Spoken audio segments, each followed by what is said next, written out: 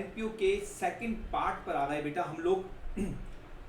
हम अपने एमसीक्यूज को आगे बढ़ाएंगे और देखेंगे बेटा 16th नंबर क्वेश्चन।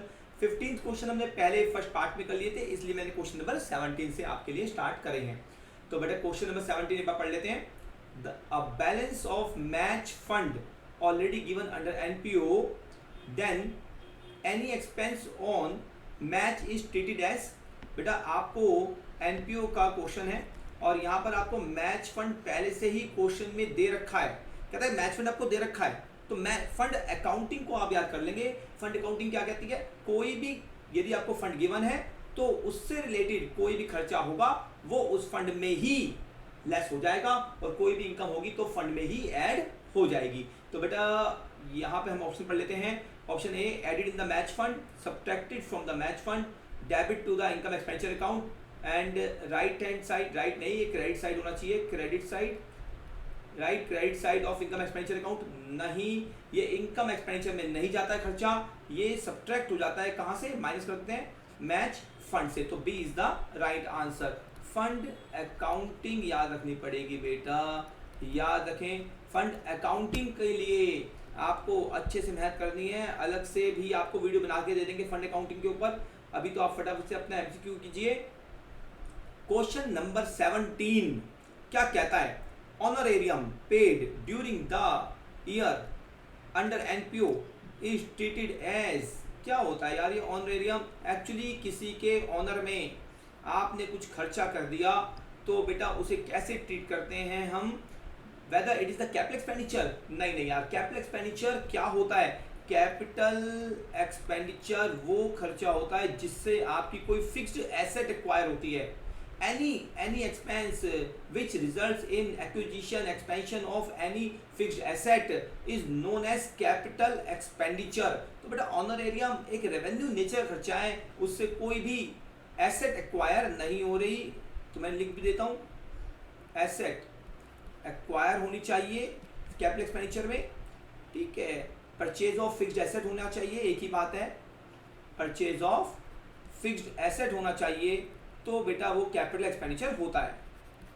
ये तो प्योर नेचर का आपका प्योर कौन सा है? रेवेन्यू नेचर है, तो रेवेन्यू एक्सपेंडिचर ही होगा। B is the right answer. ना ये डेफर्ड रेवेन्यू है और ना ही none of the above, A B C D में B is the right answer. Question number 18 पे आ गए। Consumption of stock of medicine बहुत इंपॉर्टेंट है एनपीओ के लिए। Consumption of stock of medicine under NPO is treated as. बेटा consumption, आपने मेडिसिन का स्टॉक था, याद रखेंगे कैसे फाइंड आउट करते हैं कंजम्पशन को। आपके पास ओपनिंग स्टॉक था कुछ, आपने ओपनिंग स्टॉक में कुछ आपने इस साल में कुछ परचेज कर लिया और लेस क्लोजिंग। मैं साथ में आपको कॉन्सेप्ट बताता हुआ चल रहा हूँ, आपको याद रखना है ये फाइंड आउट कैसे होता है। न्यूमेरिकल क्वेश्चन भी आ जाए तो भी आप इसे सॉल्व कर पाएंगे। ओके, तो opening stock plus purchases minus closing stock is known as consumption. तो बेटा कंजम्पशन में ट्रांसफर हो जाएगा। कंजम्पशन कहाँ पे जाता है? इनकम एंड एक्सपेंडिचर अकाउंट के डेबिट साइड पे ट्रांसफर होता है, याद रख लो और ऑप्शन ढूंढ लो। Debit side of income and expenditure account, A is the right answer. बेटा बी फिर उन्होंने राइट लिख दिया, ये क्रेडिट होना चाहिए क्रेडिट साइड, तो ना बी ना सी और ना ही ये D. Okay, we are coming on next question. बेटा कॉन्सेप्ट साइड बाय साइड आप देखते चलेंगे तभी आप ये क्वेश्चन कर पाएंगे अच्छे से। नाउ बेटा क्वेश्चन नंबर 19, इस 20 को जरा थोड़ा नीचे कर देते हैं, फिर बाद में पढ़ेंगे आपके लिए। ओके, क्वेश्चन नंबर जी, हाँ जी, क्वेश्चन नंबर 19 क्या कह रहा है? Debit side of income and expenditure account is represented by debit balance of income expenditure. बच्चे बड़े कंफ्यूज रहते हैं यार, ये डेबिट बैलेंस क्रेडिट बैलेंस क्या होता है? यार डेबिट बैलेंस का मतलब है कि डेबिट साइड ज़्यादा है, डेबिट साइड ज़्यादा है, क्रेडिट साइड कम है, तो इसका तभी तो आपका डेबिट बैलेंस बचेगा। ओके, जैसे कैश का डेबिट बैलेंस है, इसका मतलब कैश का डेबिट साइड ज़्यादा है, क्रेडिट साइड कम है। तो यहाँ पे भी इनकम एंड एक्सपेंडिचर की डेबिट साइड ज़्यादा है, डेबिट मतलब खर्चे की साइड ज़्यादा है, क्रेडिट होता तो इनकम की साइड ज़्यादा होती, ये तो सीधा सीधा क्लियर है। कि डेबिट यानी कि खर्चे की साइड याद करा दूं, इनकम एंड एक्सपेंडिचर अकाउंट में ये आपकी डेबिट साइड है जो आपके एक्सपेंस को शो कर रही है, और ये आपकी क्रेडिट साइड है जो आपकी इनकम को शो कर रही है, income and expenditure account. Debit side आपकी ज़्यादा है तो टोटल करके आप जो डिफरेंस निकालेंगे वो यहाँ बचेगा, देख लो ध्यान से, यहाँ बचेगा, और ये होता है आपका डेफिसिट। डेफिसिट इसी तरह यदि आपकी क्रेडिट साइड ज़्यादा होती तो आपका बैलेंस यहाँ बचता, तो बेटा ये होता सरप्लस। ओके, ध्यान रख लेंगे बेटा क्वेश्चन में, और ध्यान से पढ़ के चलेंगे। अब सरप्लस बच जाता, तो बेटा ध्यान से पढ़ के चलेंगे। डेबिट बैलेंस पूछ रहा है आपसे, debit balance of income and expenditure account क्या शो करेगा बेटा? आपका डेफिसिट शो करेगा, डेबिट साइड ज्यादा यानी खर्चे की साइड ज्यादा, तो deficit is the right answer. हाँ जी डियर स्टूडेंट्स, तो क्वेश्चन नंबर 20 क्या कहता है question? Subscription received in advance during the current year. भाई इस साल में जो आपका करंट अकाउंटिंग ईयर है, उस साल में जो आपको एडवांस मिल गई, नेक्स्ट ईयर की एडवांस इस साल में मिल गई, इज एन, बेटा वो क्या है आपके लिए? तो याद रखें, इनकम रिसीव्ड इन एडवांस, आपके लिए इनकम रिसीव्ड इन एडवांस यदि आपको करंट ईयर में मिली है तो बेटा ये आपकी लायबिलिटी होगी। ठीक है, क्या क्या ऑप्शन दे रखे हैं? ए एसेट नहीं, इनकम नहीं, लायबिलिटी यस बेटा इनकम नहीं है, ये आपकी लायबिलिटी है। नेक्स्ट बेटा we are coming on question number 21। Credit balance, credit balance of income and expenditure account is, बेटा बताया था आपको मैंने, इनकम एंड एक्सपेंडिचर अकाउंट। बेटा क्रेडिट बैलेंस का मतलब क्या? कि क्रेडिट साइड ज्यादा है डेबिट साइड से। ठीक है, तो इसका मतलब आपकी जो क्रेडिट साइड है वो इनकम साइड है, इनकम साइड, तो income side is more than expenditure side. ठीक है जी, तो ये आपकी साइड ज्यादा, तो इट मींस आपका ये हो गया सरप्लस। तो answer is a, A is surplus. Okay बेटा, इनकम ज्यादा होगी तो सरप्लस होगा, और एक्सपेंडिचर ज्यादा होगा तो बेटा डेफिसिट होगा। ठीक, तो we are coming on question number 22 बेटा। लो जी 22 आपके सामने ले आए, ये लो जी। Property received as a result of will of a deceased person is called under NPO, लिख देते हैं ताकि क्लियर हो जाए। अंडर एनपीओ, एनपीओ का क्वेश्चन है, तो एनपीओ में यदि कोई प्रॉपर्टी मिल जाती है, कोई मेंबर आपका एक्सपायर हो गया, और मेंबर एक्सपायर होने पर आपको कुछ दे गया, या कोई और पर्सन एक्सपायर हो गया, वो आपको आपकी क्लब को कुछ दे गया, फ्री फंड में मिल जाता है ना बेटा कभी कभी, तो उसे क्या कहते हैं बेटा? लिगेसी कहते हैं, विल कहते हैं। तो D is the right answer, D is the right answer. कहां पे अपीयर होता है ये? याद रखेंगे कहां अपीयर होता है? क्लोजिंग बैलेंस शीट में आता है, या तो कैपिटल फंड में आप इसे ऐड कर देंगे या फिर अलग से शो कर देंगे। कैपिटल नेचर होती है इसकी, याद रखेंगे इस इनकम की कैपिटल नेचर होती है। Next point, question number 23। Receipt and payment account generally indicates, क्या इंडिकेट करता है भाई, क्या पूछा रहा है? अब रिसीट एंड पेमेंट अकाउंट है तो आपका क्या शो करेगा? ये आपका कैश का बैलेंस शो करता है। अब पॉइंट है कि डेबिट बैलेंस के क्रेडिट बैलेंस, तो बेटा यहाँ लिखा हुआ है ऑप्शन में सरप्लस, नहीं सरप्लस तो इनकम एक्सपेंडिचर अकाउंट में आता है। कैपिटल फंड नहीं, कैपिटल फंड तो आपका बैलेंस शीट में होता है। डेबिट बैलेंस के क्रेडिट बैलेंस, तो बेटा बताएंगे रिसीट एंड पेमेंट अकाउंट का बैलेंस कौन सा? तो बेटा हमेशा ही ये 99.9% केसेस यही होता है कि आपका रिसीट साइड ही ज़्यादा होती है, यानी कि डेबिट साइड आपकी हमेशा ज़्यादा होती है। याद रख लो बेटा, ये आपकी डेबिट साइड है और यही आपकी रिसीट साइड है, तो रिसीट साइड ज़्यादा है यानी कि डेबिट बैलेंस ही होगा। तो C is the right answer. Question number 24 पे आ रहा है बेटा हम जी। क्वेश्चन नंबर 24 बेटा, इसी तरह 50 से ज़्यादा क्वेश्चन हमें कवर करने हैं, चाहे इस पार्ट में करें चाहे नेक्स्ट पार्ट में कर लें, धीरे धीरे करेंगे और समझते हुए करेंगे, कॉन्सेप्ट को लेके चलेंगे, और फिर 100% मार्क्स लेके आने हैं आपको इस बार के एग्जाम में। अपने बिल्कुल अच्छे से अपने कॉन्सेप्ट क्लियर कर लो बेटा।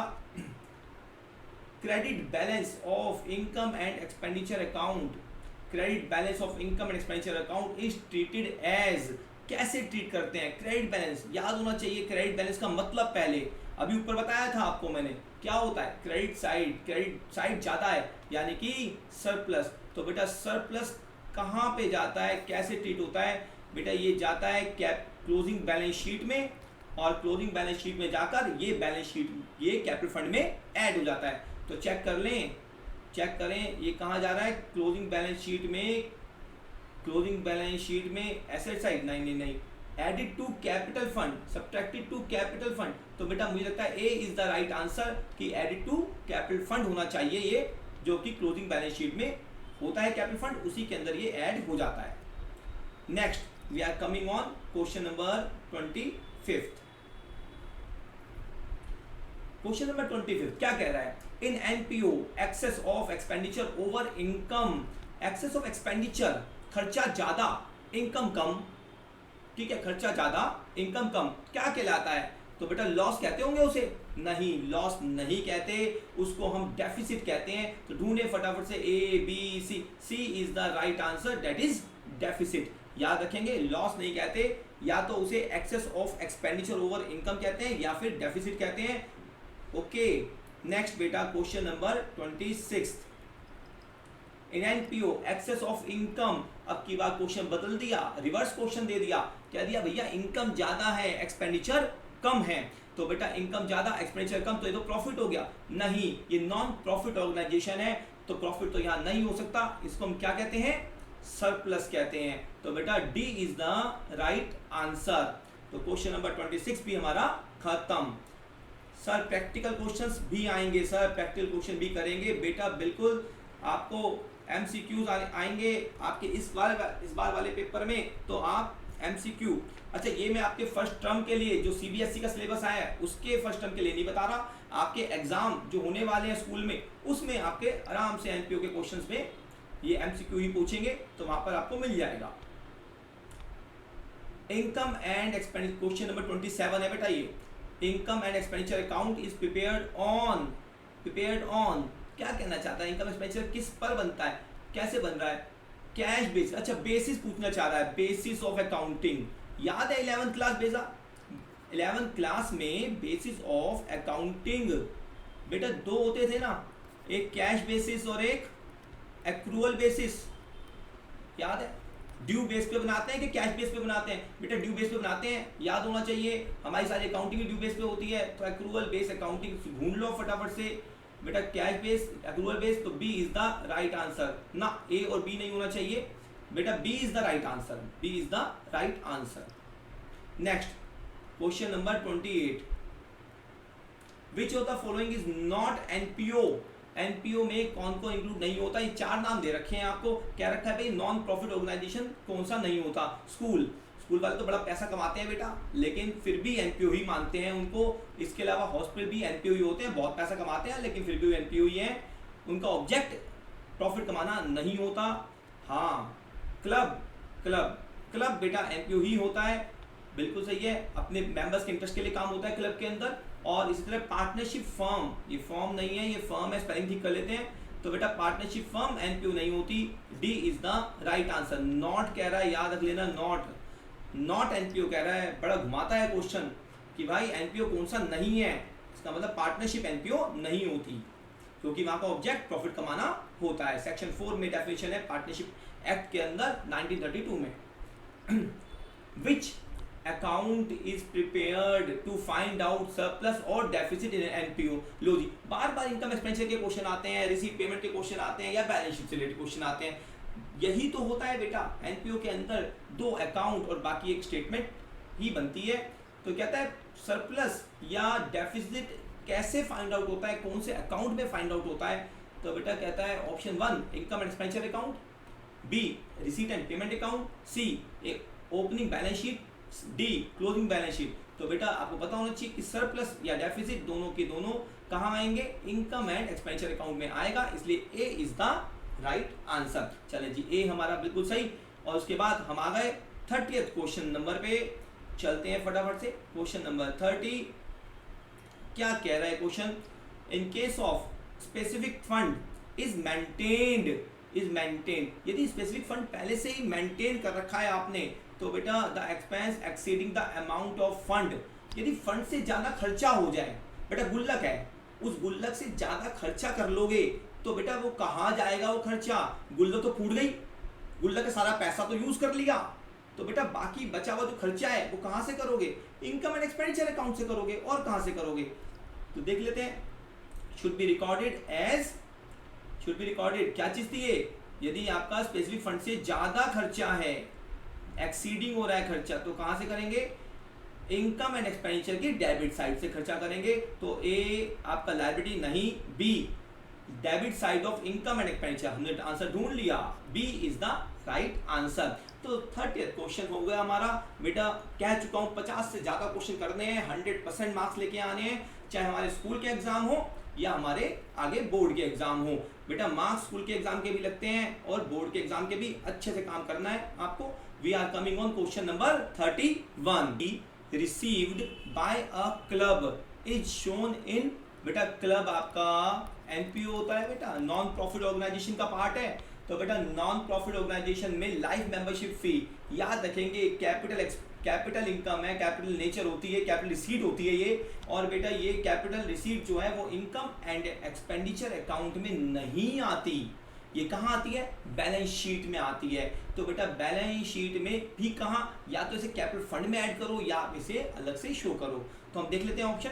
Debit side of income expenditure ना, B credit side of income and expenditure account नहीं, added in capital fund in closing balance sheet, very right, ऐसा ही होता है, क्लोजिंग बैलेंस शीट के अंदर कैपिटल फंड में ये ऐड कर देते हैं। तो C is the right answer, D को देखने की जरूरत नहीं है। क्वेश्चन नंबर 32 पे आ गए बेटे। क्या कह रहा है? Income and expenditure account is not prepared by. Income and expenditure account कौन नहीं बनाता? तो बेटा वो नहीं बनाता जो एनपीओ नहीं है। अरे भाई जो एनपीओ नहीं है वो नहीं बनाएगा ना, तो याद रखें। तो बेटा स्कूल बनाएगा, एनपीओ होता है, हॉस्पिटल एनपीओ होता है, ये भी बनाएगा income and expenditure account. Club ये भी एनपीओ है, ये भी बनाएगा। तो बेटा D is the right answer, capital D is the right answer. We are coming on question number 33। Payment of honorarium is treated as. बेटा पेमेंट ऑफ ऑनरेरियम बताया था आपको पहले भी, ऑनरेरियम एक खर्चा है आपका जो कि आपका रेवेन्यू नेचर का होता है। इससे आपका कोई कैपिटल एक्सपेंडिचर नहीं है, कोई आपका एसेट डेवलप नहीं हो रहा, तो ये आपका रेवेन्यू एक्सपेंडिचर है। तो इसे B is the right answer. Question number 34। Speed ठीक है? ठीक है, चलें क्वेश्चन नंबर 34। बेटे कह चुका हूं आपसे 50 क्वेश्चन पूरे करने हैं, उससे कम पे तो बात बनेगी नहीं, ज्यादा करवा लेंगे, कम पे बात नहीं चलेगी। और कितनी देर पढ़नी है? कितना देर? मुश्किल से आपका 1-1.5 घंटे में ये काम पूरा हो जाएगा, इससे ज़्यादा की जरूरत नहीं पड़ेगी। Next, outstanding subscription. Outstanding subscription बेटे क्या होती है? यदि आप करंट अकाउंटिंग ईयर की बात करें तो बेटा आउटस्टैंडिंग सब्सक्रिप्शन आपकी लेनी बाकी है। आउटस्टैंडिंग वर्ड देख के कंफ्यूज नहीं होना है। बच्चों को लगता है आउटस्टैंडिंग मतलब लायबिलिटी, ऐसा नहीं होता। Subscription is a revenue source for a club, for NPO. तो बेटा उनके लिए जो लेना बाकी है वो है आपकी एसेट, यानी कि B is the right answer. So we are coming on question number 35। Excess of assets over liabilities in NPO. बेटा यदि एसेट से ज़्यादा आपके, ये आपका एसेट साइड है और ये आपकी लायबिलिटी साइड है बेटा, और ये बैलेंस शीट, तो बेटा यहाँ पे यदि कुछ ज़्यादा आ गया, ये फिगर बच गई, तो डेट इज कॉल्ड कैपिटल। क्या कैपिटल? नहीं, capital fund. This is the capital fund बेटा। चेक करें, ए आंसर इज कैपिटल। आपको कंफ्यूज कर रहा है, कैपिटल देके कंफ्यूज कर रहा है, एक्चुअली एनपीओ की बात कर रहा है ये। तो अकाउंटिंग इक्वेशन पे मत जाइए, आप एनपीओ में जाइए। एनपीओ में क्या होता है? एनपीओ की जो अकाउंटिंग इक्वेशन होती है वहां पे जो बैलेंस बचता है उसे हम कैपिटल फंड कहते हैं। तो B is the right answer. Next question number 36। If nothing is specifically mentioned about entrance fee. बेटा मान लेते हैं एंट्रेंस फी में के बारे में कुछ नहीं कह रखा। कुछ नहीं कह रखा मतलब सर कुछ कह रखा होता है क्या?